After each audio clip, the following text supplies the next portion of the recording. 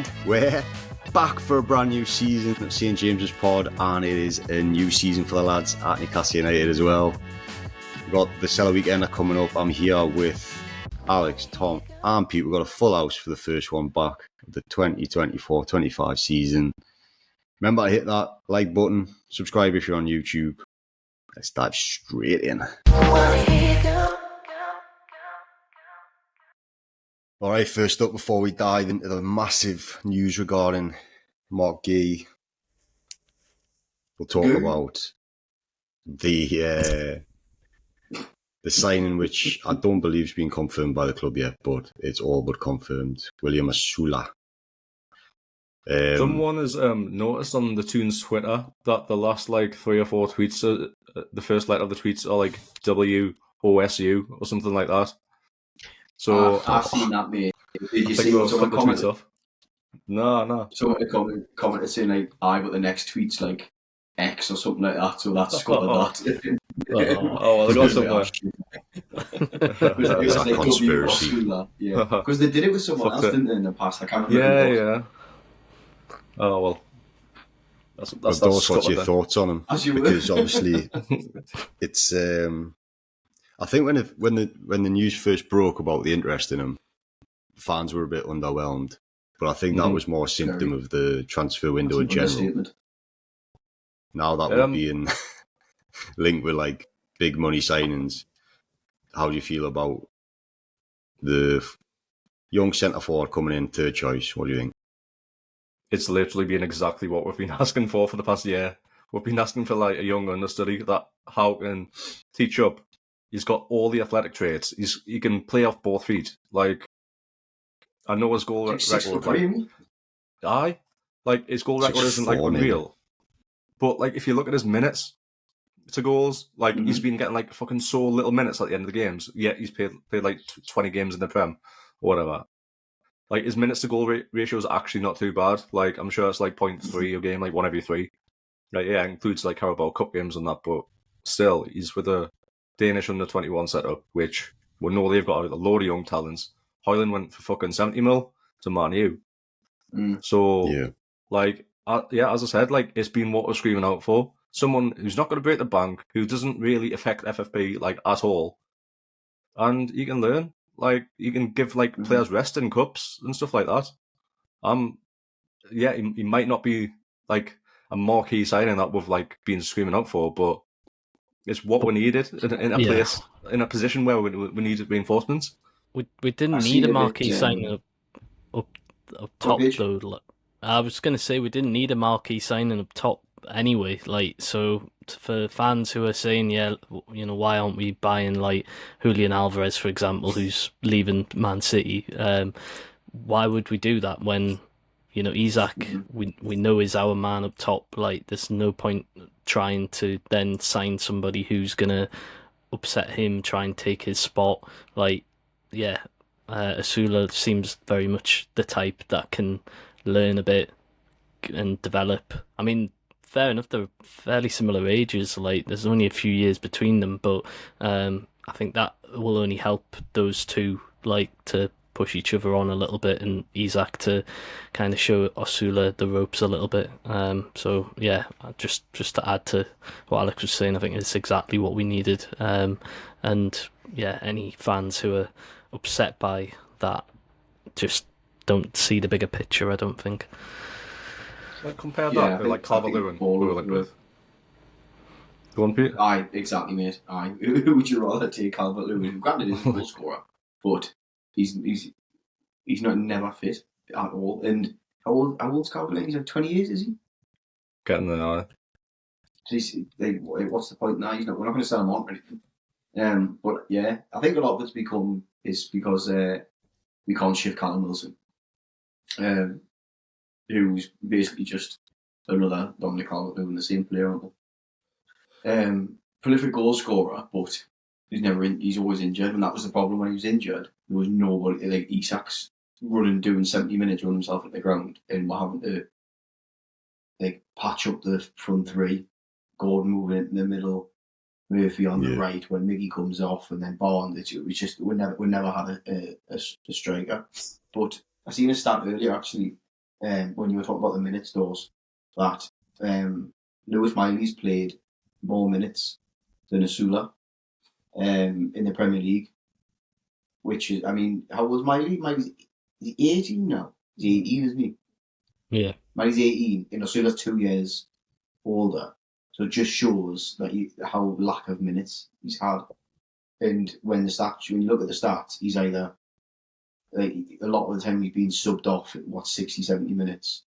But majority is when he's been subbed on. So how can you get a good run in the team like that? And with all due respect, he's played at Sheffield United, who are absolutely garbage. We're not beat around the bush. We're terrible. So how's he meant to perform and score goals in that kind of side? And like I say, he's number 21 cap for Norway. What does that tell you? And like Dawson said there, the amount of talent that they turn out. No way, mate. It's dead Mark, mate. Is it? He's actually. He's Danish. Oh my God, I swear to God, it had the Norwegian flag. He had a spell at Derby on loan as well, didn't he? Which I think his goal scoring record was a bit better there. Which I don't know if he got more minutes or better running the team or what. But yeah, I think. Do you think we actually, like what you said there, Pete? Do you think we're trying to shift Wilson? Yeah, 100%. He's old. He's crocked. I think we did, but I don't think anyone. Obviously, there was what was it? AC wanted him last year. I think the others one was Saudi trying to shift him to Saudi, but his injury record. See, I feel like Howe loves him, mate.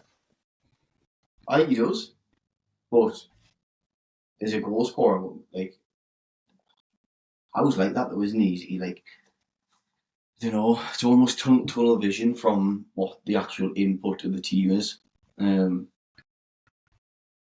Like he loved Matt Ritchie, stuff like that, but the input of the teams, okay, the leadership off the pitch, I'm sure it's great, but like you got to let go, like you got to cut ties. It's like it's ruthless, as we all know. So it is what it is. Just because you're liking a player, it's like he doesn't contribute anything, unfortunately, anymore.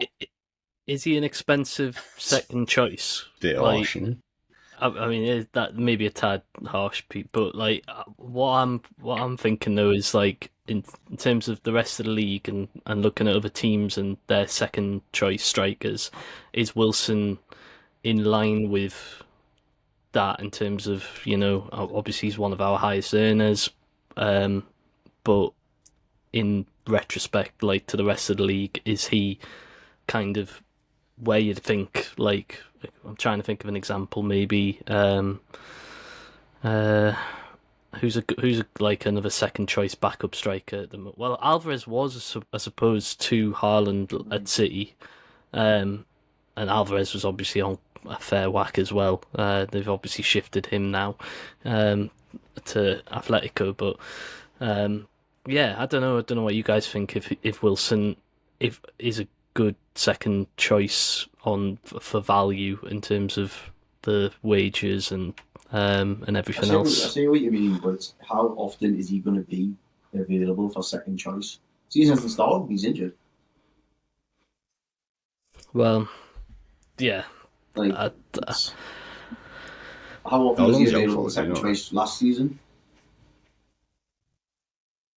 Yeah, I'm not sure how long he's out for. I wouldn't think he's out going to miss loads of games at the start.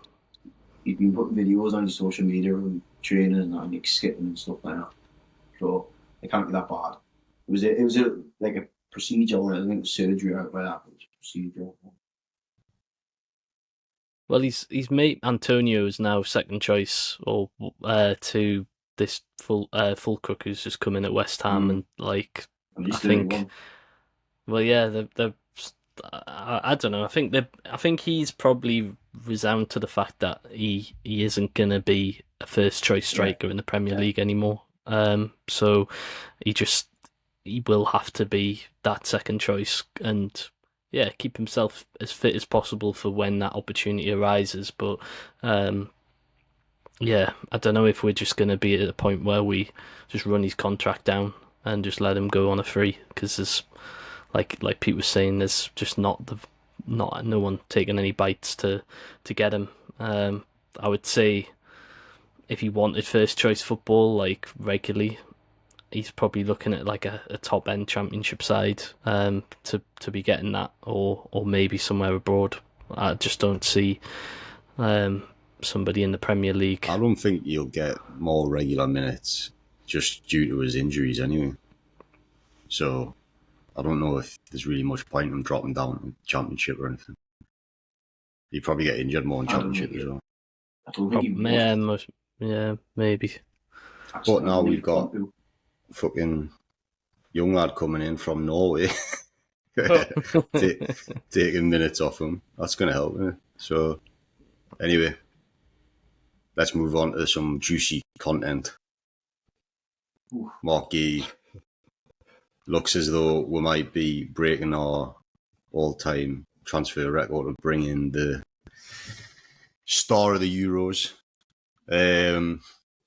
First of all, the thing I wanted to talk to you about was, do you think without that performance at the Euros, people would be clamouring over him as much just based off his Premier League? I don't want to get too hyped over that, because there was some shaky performances from him at the Euros, in my opinion. Well, especially there was a couple of moments. I'd say moments, not like full performances.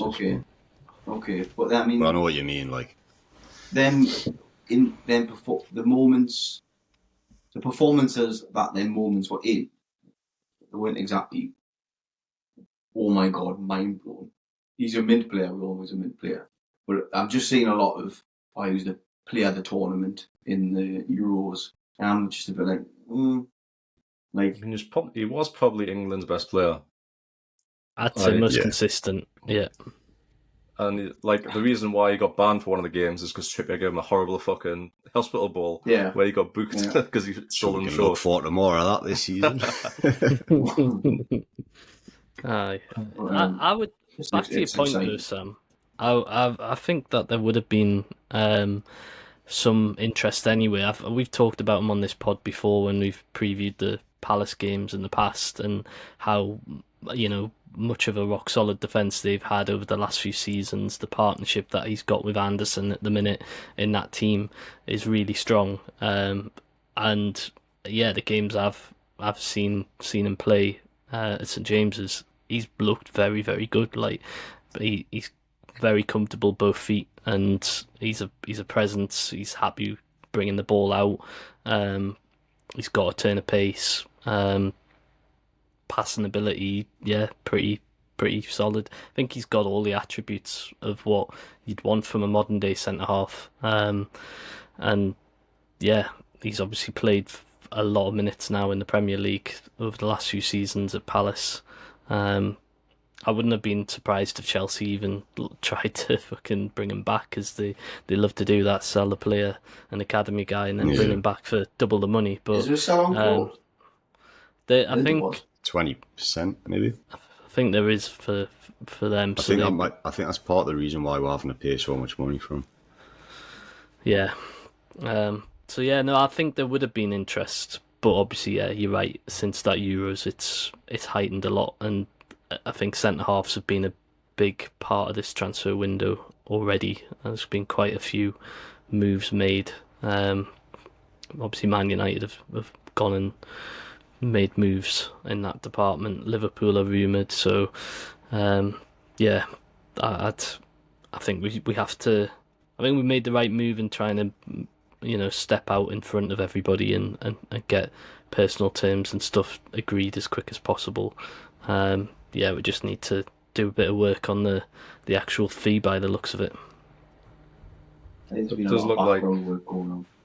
Yeah, like both us and with Palace, they've been linked with a couple of centre-backs now with themselves, so fingers crossed that's linked with our move for Guehi. They're trying to get their replacement before he goes almost. So there seems to be a few things like falling into place. Like I think Liverpool were linked, but there's nothing concrete at all.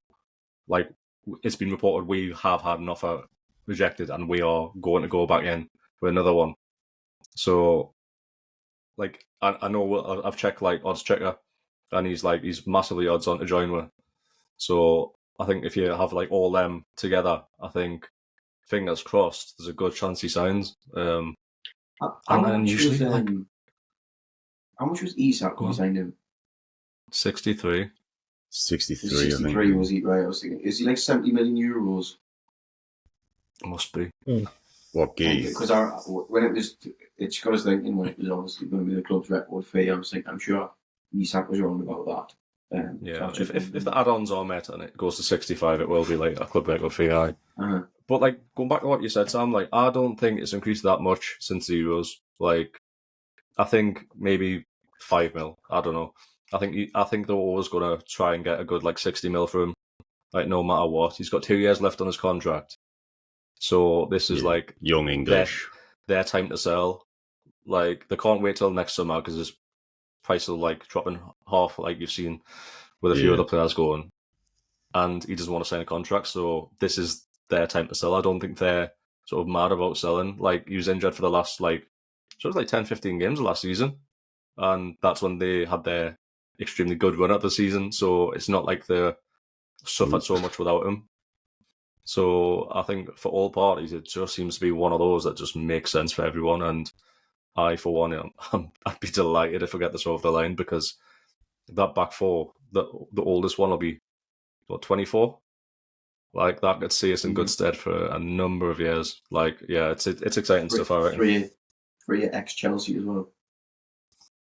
Yeah, so it's fucking most 11 people. Like they let good players go. They've all won Chelsea's young player of the year or whatever, academy player of the year as well, haven't they? No way. So, didn't know that. You'll know them three, and then apparently his best mates with Gordon, who's obviously back in the Toon now, smiling his head off. So good to see. I think that puts them rumours to bed about him going to Liverpool. Why? Well, it's just smiling. He's happy. I don't know. To me, it just means he's happy, so he's not gone anywhere. Another player back after the Japan pre-season tournament is Kieran Trippier, who's been linked with a move away. What do you guys think is going to happen with that one? Do you think he's actually wanting away for starters? And then do you think the club want to get rid of him as well? Because there's been some fresh links. It's a weird one because you've had so many of these rumours going about now, whether it's like his personal life, like his kids being taken out of school, like these obviously links with Saudi. He was pictured in Saudi a couple of days ago as well with it was one of the Saudi club's chief of scouting or something like that. Like, yeah, he might be just mates with him and like going out with him, but he wasn't pictured, was he? He took the picture himself. That was yeah. So like the fact that he wasn't hiding from it, like it doesn't mean there's necessarily something. But then these links with West Ham coming out today because obviously they had that deal basically agreed with Bayern for that Mazraoui. That fell through, so I think they're still looking for a right back. And yeah, quite obviously Trippier is one of those who is a sellable asset. It's one of the players that will look happy to let go if the right bid comes in. I think on that one, yeah, he is a sellable asset. We know that we've got a long-term replacement in Livramento who's going to be able to step up. But he did still produce 10 assists last season. I know he was injured for long spells. Like, would it be a risk if we did let him go at this stage? Or, like you say, are we still able to cash in and get something of a similar-ish fee to what we paid for him back a few seasons ago? Like, if we sell him now, like, is he still 10 million plus in terms of value? Not for me. No, not for me. He's not. I think it's very lucky if you get that. Especially with these injuries he had last season. Yeah. But then what's the point? His form? Well, what's the point in selling him then? Age. on we don't know what his wage is. It could be a massive wage off the books, that like. And if he's not going to play much, like, granted, I know you're saying about his assists, but I mean, what would you rather?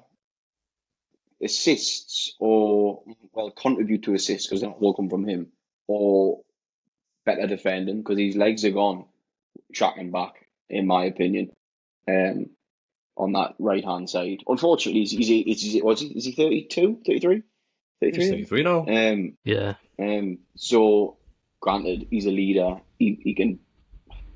I was going to say he can put a delivery in, but we've got people that can do that. In my opinion, I've gone on about it a lot.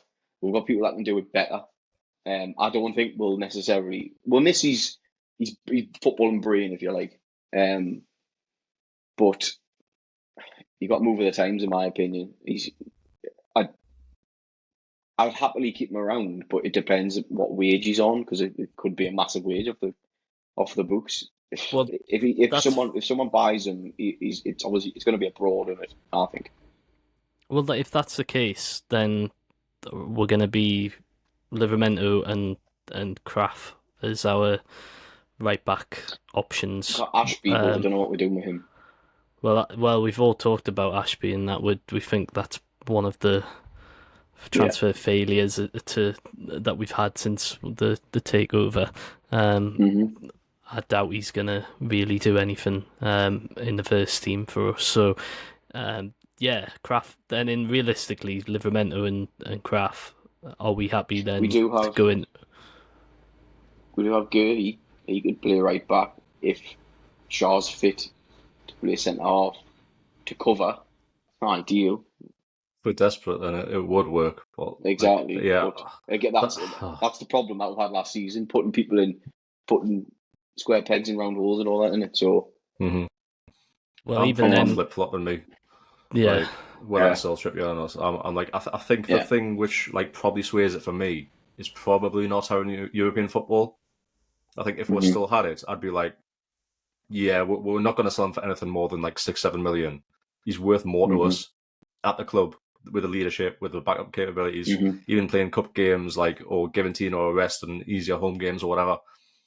He would have been worth more to her than selling him if we're in European competition. However, all we've got is domestic cups and the league. Like, how much depth are we going to actually need?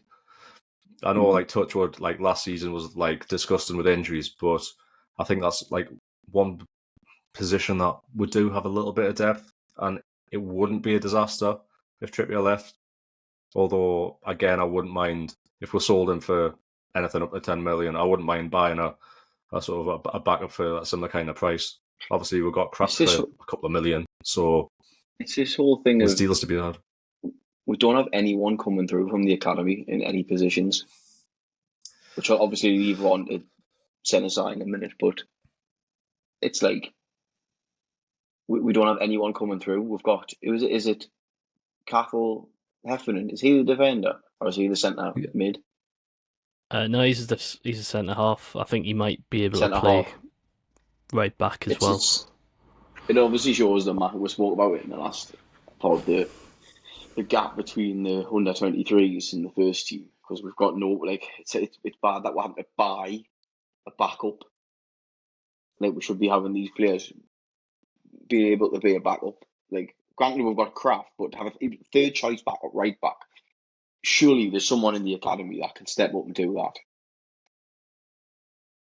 Well, that's it. Well, I know you're writing off Ashby, but surely he's that guy, isn't he? Well, yeah, but is that someone to cash in on, though? Is that someone you need to sell? For me, with the Trippier thing, it's just why would we sell one of our only winners in the team? We want to be winning cups and that. He's one of the only squad players that actually has that mentality and has done it before. And if we're not going to get that much money for him, he obviously can still play. It's a one of them to see what happens in it, because nobody knows. Do you think we'll see him play at the Sela Weekend? Nah. Or do you think he's one of them that needs a bit more fitness now he's been away? I've just completely flipped myself there. You'll have to. You'll have to, because it's the season starts the week after, so he's going to have to play at some point, whether it's half an hour, we're playing 2 games back to back, so we're going to be rotating heavily. Yeah. I think so. We don't have any other right backs, so. What do you think's going to happen before we move on to Sunnyside? What do you think's going to happen when Jamal Lascelles is back fit? I don't know. I can't remember when he's back, but do you think he stays, or do you think he gets shifted? I think we at the end of last season we made it clear that he was going to be staying on, and that I think his contract was obviously coming up. He got his 1-year extension, didn't he? We got the extension added.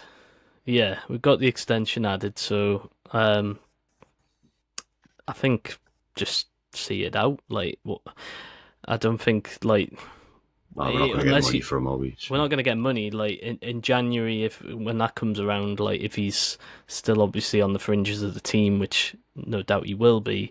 I don't think we're going to look to move him on then. It's probably just that we'll let his contract run down, but we want him there as a number, as a backup. But the question I would throw on the captaincy side of things is then are we still going to just keep him officially as the captain this year, or are we going to look to change that while he's still here? I think he stays captain. Stays captain, and then squad. change. I think he stays squad captain. Mate. I don't think he's got the. I don't think he's the person. I don't think he's got the balls to take it off him. What's the point in taking it off him? Yeah, the late days in Mark Noble's career with West Ham, he played there his full career, club captain. Even when he was out the team, he came on for 5 minutes. He got the armband. It's one of those where it's sort of a bit of a respect thing. There's quite a lot you have to do off the pitch these days as well as club captain. So while he's injured, he might as well be doing that instead of somebody else. Well, he's probably one of the longest serving players in the squad as well now. Especially with Dummett leaving now. So I suppose in that respect, just keep him going as club captain until his contract runs down. But I do think there's a couple of players that I would like to see in the frame for that, but probably one to save for another time. On that subject, if Trips isn't your starting right back, who do you reckon's having the armband on match day? We obviously saw Bruno have it in Japan. I was about to say pretty good Bruno. on him, to be honest. But he's got a hot head, so... He has, but I think Bruno's captain material all over.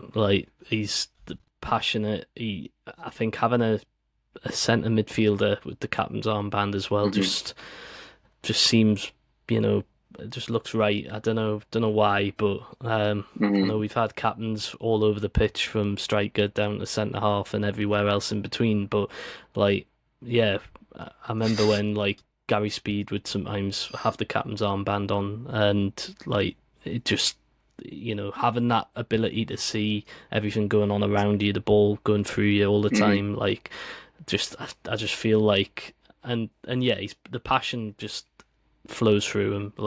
Yes, it can get a bit hot-headed and stuff, but I do think Bruno when you would had be that yellow card thing as well, though, he proper reined it in, didn't he? So he obviously can't do it. Yeah, he can do it. Yeah. I think. Well, when Botman's fit, and it's Botman and let's say Guehi in the middle, or Shea, whatever. I don't know. Shea could have been in with a shout for captaincy, Give him at this age when we'll be looking for his replacement. I know what you're saying. Is he missed the boat? Yeah. He probably should have got it instead of Burn. Burn probably gets it if he's on the pitch. Burn starts, I think Burn gets it. I think you're right. I'm with you, Paige. I want Bruno to have it, but I think Burn gets it. That's the thing. You're going to have a hierarchy where you've got Lascelles, Trippier, Burn, Bruno, and the first 3 captain choices aren't even first starters this season. Then again, is Cher one to bellow his voice around the place? I know he has a go at these defenders and the keeper and what have you, but is he one to bellow his voice Cher around? gets himself in a mood too much. He gets himself in a little mood and then he fucks about for 5 minutes. Well, I guess he's not part of that leadership group that they talk about, so I guess there's a reason for that.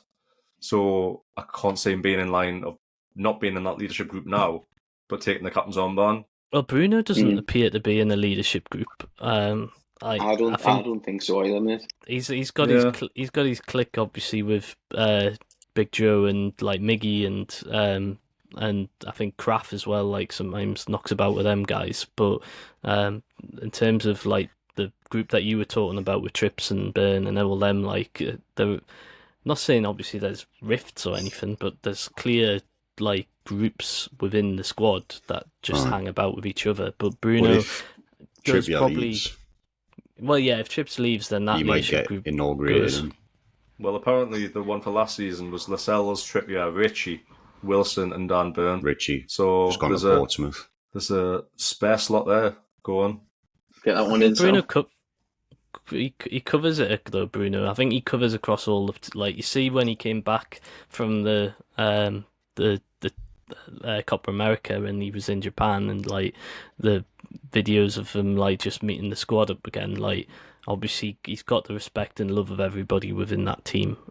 So I think he probably does float about a little bit across like all those groups. It's an extra little carrot to keep him around as well, though, isn't it? If he's the captain. That's a good show, actually. Yeah. Yeah. He's never going to be Man City captain if he goes there. Club legend and all that, doesn't he? Oh, defo. So with the Sela Weekend, then, Pete, were you saying Stacks opening up as well? Yeah, I've just seen before. It opens up tomorrow afternoon. Apparently, I thought it was Friday, but I'm reading online. It's opening up tomorrow afternoon, probably to give it a trial run before everyone piles into the match. I mean, it's obviously not a sellout, right idea, but it's going to be make sure that everything's on, everything's working, all the pumps are working, all the electrics are working, the food vendors are all sorted, the floor people is working, you know. So it does make sense. Get your land with Saka. Aye, exactly. Get me Geordie G Ross as well. Geordie G Ross. Or as my last calls it, Acropolis. Acropolis. But yeah, I'm going to the Friday night game against Girona. Something to do. We're going to call into Stack if we can. It's not too busy, like. Oh, it's going to be busy, but we could pop it in, like, to see what it's like. That's what we'll just call in, grab a quick pint, and then see what pints we've got on offer. See how much they are, Jesus. Could be the first. Could be the first and last time I go in there. It's different. Yeah. But it should be a good weekend. I'm hoping that I'll see on the Friday what could be our mostly starting lineup for the week after. You'd think that'd be the case. Well, I'd hope so. I'm hoping it's not the Saturday though, because obviously I'm only going to the Friday ones. I'm hoping it's the Friday. If they play the Friday, it gives them that extra day to recover and stuff like that, doesn't it? To the Saturday. Yeah. So you'd like to think it's going to be. I don't think Gordon or Trippier will start. They might come on for 10-15 minutes, or they could have that extra bit of training and play the Saturday. You likes of Barnes, Isak, Murphy up front, Joelin, Bruno, can it be tonight? So it'll be Longstaff. Get in. Murphy. Murphy on the favourite. I'd play Murphy over Miggy any day now. I can see Murphy starting in a week's time for the first game of the season. 100%. I can see that. 100%. Mate, he's scored like 4 goals. He's on form. Like I think. Did you see his howler at the back? I mean, he was playing right wing back then. He's not full back, is he? Or full back, yeah. He was. Yeah, his defensive ability. Yeah, you don't have him in there for that, but like, yeah, he's definitely. I think as the seasons go on, he's improving. I don't know if he was playing right back, was he? I think he was right wing back. I think he was just helping out, but either way, it was dreadful. Oh, it was awful. Like, I'm not going to defend him on that front, but like his attacking ability, yeah. One player we do need to mention is Lewis Hall, because I think he's going to be absolutely fantastic this season. He's got to that point now where I thought he was when he came in. Because I don't know if you remember, I was fucking waxing lyrical about him when he came in. And then he kind of didn't play. He had a mid-game against us, didn't he, before he came? Aye. He had mid-games against like Liverpool and City, I'm sure, as well. Like he played like a lot of the big guns in his like few Chelsea appearances, and he looked class in all of them, pretty much. Like, and then we didn't play him for like 9 months. I can see why though, because obviously when he played in that first game in Japan, was it the first game in Japan? When he played centre defensive mid, and he absolutely bossed it. Like he ran the show. It was ridiculous. I know he used to play in midfield, didn't he, when he was in his younger days? It's a younger days, he's still a kid. But you know what I mean? But so he can obviously play there, and then we bought him as a left back. So I can obviously see why Eddie Howe's a bit like, fuck me, where do I play him? Yeah, not that it was that simple, but he came out as well, didn't he? Hall himself came out and said he wasn't up to scratch when he first came in. So he almost said he had to like learn the position, didn't he? How many players have said that though since when they've come into an Eddie Howe team? Like Gordon said the same. Like it is just like different level, mate. Intensity, different gravy. Like Gordon saying he's not fit enough, man. It's like it's wild when you think back. Like looking at how he like finished that season and how good he's been the full season actually. But is that going to be a problem for Lloyd Kelly? Sorry, on that front, like, I mean, I don't know. We've hardly seen, or he's had a few appearances, obviously in pre-season, but I think his debut was that second Japan game, wasn't it? I think he's only played. Is that goal? He sprayed one over the top for him. He did. Loves doing them. But in terms of fitness, Tom, I do worry a little bit about it. Because like Kelly, we're going to need. He's worked Eddie Howe before, hasn't he? So maybe he's back up, kept that up since. Well, is he though? Like Botman's injured. Botman's injured, so Burn like. Dan Burn will start 100%. Oh, so Burn will start. Lewis Hall will be left, so he'll be back up 100%. I thought Lloyd Kelly would be starting centre off. I don't think Burns getting dropped for Lloyd Kelly at all. Like no way. Burns be mid centre half. I've got no complaints about Burn centre half. Left back, yes, maybe. But could you not see like Burn left back and Lloyd Kelly centre back or vice versa instead of Hall? Or do you think Hall is like proper ready now? Eddie ready? I think he's Eddie ready. In a starting team though, where you're putting Lewis Hall? Left back all day. No, he's left back. Yeah. He's not going anywhere else. Yeah. He's not getting anyone else in the middle, and he's not going left forward. And he's for me staying left back. And from what I've seen, it's been his best position, anyways. Yeah. You know exactly. The new sponsor for the postal box thing, that advert you put on. Tom, in post. Obviously, that's Lewis Hall, Livramento, and Bruno. So I think that's a little indication that they were like bright stars for the future. And obviously Bruno's Bruno. Apart from that, though, who else did you see in the pre-season that you think's not really up to scratch for the Premier League? I know there's been a lot of talk about You really have to go there. We all know Longstaff and Miggy are not up to scratch anymore. I say anymore. I haven't been up to scratch in a while. Like the thing with Longstaff for me is he's not meant to be a starting player. He's meant to be a squad player. So I can forgive him a bit more for that. Yeah, but Miggy's meant to be the best right winger. So Longstaff can do it. We've seen him do it. Yeah, it's there. It's in his locker. He can't do it. I don't know. I don't know if it's a mental thing. He just doesn't do it. We've seen he can be fucking class. He can smash goals in. He can smash players. It's there. Well, is it fitness then? Is it fitness for him? Do you know what? Has he ever struggled to get? Slow. has he struggled to get up to Eddie's level, like, in his time? Like, because obviously, I don't think it's an Eddie thing. Because I'm not blaming Eddie good on with it. Eddie's first season. No, not blaming Eddie for it. I think it's since that ankle injury, isn't it? Yeah, maybe it's Surely he should be there by now, fitness-wise. He should be there by now. He's in all the training sessions. He's not going to win international. He should be there by now. And he's just not. But you could be right. It could be a mental thing with his ankle injury because he was having injected all last season. Did he even get it operated on in last season? Didn't he? No, because he went and played cricket, didn't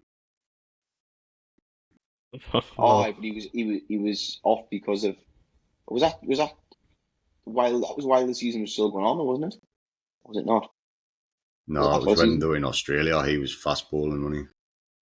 So it was just after the season finished. Yes, straight after. Yeah, that was it.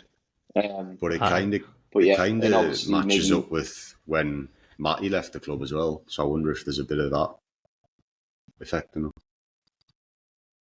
Yeah, I just think that, like you say, fitness-wise in games, you can see, like, he drops off massively, like, and that's when you see players just running right past him and, like, that he's not even there. Like, so that's where I draw the conclusions of, is he, like, up to Eddie Howe's level of fitness, but then, like you say, it could be that mentally he doesn't want to put too much, like, pressure on an injury which he's had niggling for a while. But it's a problem. One thing with Longstaff as well is last season he played through the pain and he gave everything, even though he was playing shit. We needed players. Like, we were in such bad shape in terms of injuries. The squad was bare bones, and he kept playing. Whereas Miggy, I don't think you get that from him. Like, I do like Miggy. Don't get us wrong. Like, I think he's a good character and he's all that, but I don't know. I just don't think he's playing wise. I think he had that Berto patch, and that was probably exactly that. I don't think it's his true ability. I think it's just ran its core. Yeah, I was gonna say nobody seems to ever like give Miggy like bollock him. Like, you don't ever like see one of our players running up to Miggy and being like, maybe Trippier he doesn't understand times, English, I think. Right, maybe like he just smiles. English. But Trippier might have a go at him if, like, for not tracking back or something. But like, I mean more in a forward aspect. Like, if he's fucked up a chance, and he does fuck up quite a lot of like good glaring chances. Like, but he doesn't. No one's running up to him and being like, "Fucking hell, Miggy! Like, what are you doing? Like, you either square it or you like or whatever." Like, he doesn't seem. He seems to just glide along without getting that. Treatment, and maybe I don't know why that is, but like, he hasn't improved, has it? Like, in his time that he's been with us, and he's been with us for a while now. He was shit for Paraguay as well, wasn't he, in the Copa America? So it's not like it's a Newcastle thing. Fucking hell! I didn't even realise he's played 177 times for us. Jesus wept. Right. How many has he scored and assisted? Well, just goals wise, 23. I don't know if this is just 23 goals league for an attacking forward. If that's league appearances though, but he has been with us for. It's the fact he's 30 years old now. Like, this is our last opportunity. Like, this window is the last chance we get any decent fee, and the fact that we're crying out for a starting right winger, like. You know, at this point, I'd say, like, if we can get, like, 12, 15 million from him, let him go, reinvest the money. Just take him. Just take him. What would you do you think we'll get a right winger? Or do you not? Yeah. I was going to say, though, you know, that's Sanusi or however you pronounce it. What's his position? Is it left wing? Or is it... Left. I think he's a right-footed... he might even be left-footed. But... yeah, we will play off that left side more than he would do right from. While he looks a handful him as well. Oh, he looks very good. Yeah, I'm hoping that he's like, you know, like because we lost Minty because of the PSR shit. Devin, I'm not ready for that yet. Like, I'm hoping he's that sort of player that like kind of counteract that a little bit. Like, we'll get that excitement and whatever. Because what I've seen from him in Japan, he was like quality, like running with the ball, carrying the ball, and the few dribbling's tricks brilliant. and that. So I was seeing that with Rolando Aarons down the years, though, and like obviously Aarons never pushed on, did he? So like he was one of those exciting wingers, probably one of the most exciting we've had in the last few years, but that just fucking failed miserably. So not to put too much of a dampener on it, like, because I don't want Sanusi to do the same, follow that same path, but yeah, like the next Rolando Aarons. But yeah, he's. I just hope he gets an opportunity in certain in Carabao Cup or whatever, depending on the teams that we get drawn in those games. But yeah, with the right winger, I think maybe that's why we haven't let Miggy go yet, though, because we want to bring someone in first. Because obviously we'd be fucking short, wouldn't we? There's another link with Nicolas Gonzalez I seen yesterday, or maybe even today, and that's not going away. So that'll be interesting. Not sure how much. I've seen about 30 million or something now. But that'll be an interesting one. Fairly cheap, isn't it? And well, you said Barış Yilmaz as well the other day, the Turkish guy. Turkish lad, yeah. There was a lot of people saying that Paul Mitchell went out to Turkey to watch him for Galatasaray. I mean, I haven't seen anything more on that since 3 days ago, whatever it was. So, no idea.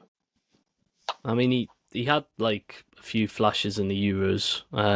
Obviously, there was a few of us that in that Turkey team which impressed more, but I don't know. They're obviously on the rise. Turkey is a nation and producing good players. He's 24. He'd be a good age to bring him in and work on things. I think Arda Güler was linked, wasn't he? Like but chance. That was no chance unless we were getting a loan deal, like to bring him in for a season, with maybe an option in that. But yeah, that would have been highly unlikely. Fucking more chance of fucking Nobby Solano putting his boots back on and starting on the right wing than getting Güler. Like, I think he had similar figures to Gordon in the Turkish league last year, with goals and assists. Yeah, 6 goals, 6 assists. Yeah, is that what it is? Yeah, in 37 games. So yeah, not bad. Not fantastic, but not terrible. Not exactly. More than obviously Miggy. Would we give Miggy shit if he scored 6 goals and 6 assists in a full season? Would that be enough? No, I don't think we would. See, I don't think it would. No, I don't think we would give him shit. Oh, really? Well, it depends how long. If it was his first season here, no. If it was his 5th season here, yeah. Like, I'm expecting those kind of numbers from like Harvey Barnes and in playing like sort of half the games. So yeah, I know like what a you starting mean. right winger, like I'd expect a little bit more. Like I'd kind of be hoping for like, I don't know if it's too much to ask, but like double figures goals from like a right winger and a team who scores as many goals. Like we've just went and scored the most goals. At least 1 season in the Prem to get bedded in. But then I mean, if you don't really see anything in that first season, you're gonna be like, oh, fuck now, I've got the Turkish Miggy on my hands here. Turkish Miggy. It's happening again. Wait another 5 years to get shot of him. I feel harsh on Miggy sometimes, like. Aye. He does get some grief, like. Right. Well, what else? What else can we say about the Sela Weekend? You reckon we'll actually go all out to win the games, or do you think it'll be a bit of exhibition? Fucking hell. Another bit silverware for the cabinet. I don't think we're going to answer that because it's just the most tin pot thing ever. I think we have to like go out to win though, like in more just to in front of the home fans and everything. Like you want to give that confidence that in a week's time when we're doing it for real against Southampton, that we're not going in like sluggish as much as we can. And all right, Girona, they're coming off the back of a good season, getting into Champions League in La Liga, so they'll be a tough test. Stade Brest, I don't know enough about them. In League One in France, they again, that's for me just another game. But the Girona one, at least, I think will be a fairly good test for the lads. And yeah, I'm not that I'm bothered if they don't win, but I'd like them to go out like looking to put on a bit of a display and performance and get a win. Because the way we kind of lost that last game in Japan, I wouldn't want to see that just before the first game of the season. So hopefully it's a bit more positive than that. But just to wrap things up on Guehi, when do you think we need to sign him if he's going to start against Southampton? I was just about to say, I wonder if Osula and Guehi get announced over the weekend, or get unveiled, announced, whatever. Presented. The big Sela Weekend. You know what I mean? Could be I think Osula will for definite, but Guehi, walk out on the pitch. Yeah, Osula will be presented on the pitch. I was thinking about the other day, the last time we seen players get announced and walk out on the pitch. I can't remember who the actual star was. It was Gordon, wasn't it? And then fucking Ashby's with him. Yeah. Poor lad. But hopefully it's not like that again, where we got the massive star and then the young player that flops. I hope it is that again. I hope Guehi's there being unveiled, to be honest. I'd take that. Not that Osula be good. I meant we'll leave the flop in there though, shall we? Leave that to you, mate. Join us next week. We'll be back in the full swing of things, giving it a preview for the first game of the season against Southampton. Cannot wait. Are you going to the game, Tom, first game of the season? What's happening? With it? Well, let's be honest, right? So Thomas's wife is due in 3 days before the game, is it? Yes. I think that would be a hell of a bold shout to travel up there from Leeds. Aye, I'll literally be just leaving the hospital, be like, all right, you've got this, haven't you, love? Like, and then we'll... you'll be back at home by then, man. Be sorted. Me and also got a stag do. A stag do. Yeesh. Where's that? In the Toon. Shout out Mickey Lauer. Loudon. Louder. Wait, when? This weekend? Next weekend? Next game. Oh, class. Well, so we are going to an unnamed bar to watch the match. We're not going to out them for showing a free legally. We'll get some more on that next week then. Keep your powder dry on that, Tommy boy. I will. Aye. And best of luck with next week if she comes early. Cheers, lads. So join us next week for that episode. We'll be previewing first game of the season. If you've enjoyed the episode, do like, subscribe, hit the notification bell on YouTube. You can leave comments now on Spotify as well, so leave us a comment, tell us what you think, and if you're heading down to Sela Weekend, let us know. We'll be back for that next episode. Join us then. Cheers, lads. We'll catch you in the next one.